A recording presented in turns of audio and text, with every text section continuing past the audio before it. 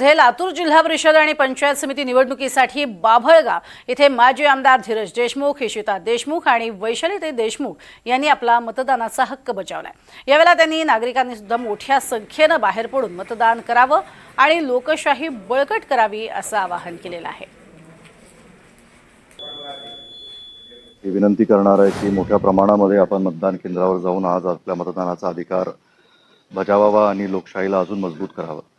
आपल्या जिल्हा परिषदेची निवडणूक आहे, स्थानिक मुद्द्यांवर ही निवडणूक लढली जाते आणि आपल्या गावातला सर्वांगीण विकास होण्यासाठी सक्षम पर्याय म्हणून आपण जो उमेदवार आपल्याला आपले कामं करू शकेल असं वाटत असेल त्याच्या मागे आपण मताची ताकद उभी करावी आणि अतिशय चांगल्या पद्धतीचं प्रचार किंवा यंत्रणा सगळ्याच पक्षांनी आपापले मुद्दे लोकांसमोर ठेवलेले आहेत।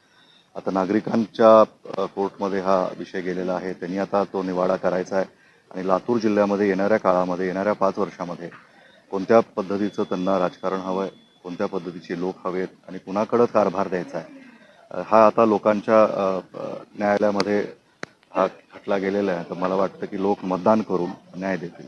मतदारांना काय आवाहन करा मतदानाचा टक्का वाढवण्यासाठी? नाही, जास्तीत जास्त मतदान करावं। आज सगळीकडं चांगले प्रतिसाद येत आहेत। सगळीकडं सध्याच्या रिपोर्ट्समध्ये मशीन बरोबर चालू आहेत। अजूनही दिवसभरात बऱ्याच बातम्या येतात की मग त्यामध्ये संभ्रम राहतो। मतदानाची टक्केवारी वाढल्यामुळं किंवा मतदारसंख्या वाढल्यामुळं आजही आमचीही थोडी तारांबळ झाली की आज एक बूथ गावामध्ये वाढलेलं आहे।